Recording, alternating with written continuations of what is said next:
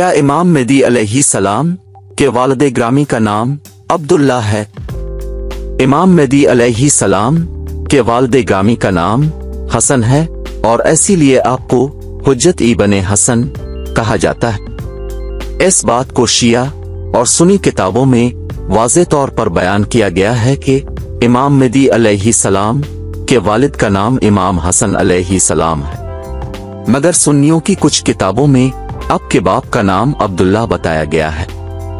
लेकिन इन अहादीस के बारे में खुद सुन्नियों के उलमा ने एतराफ़ किया है कि ये रवायत जाली और मन घड़त है, और जिन रवायत में अब के वालिद का नाम हसन बयान हुआ है वो सारी की सारी सही है।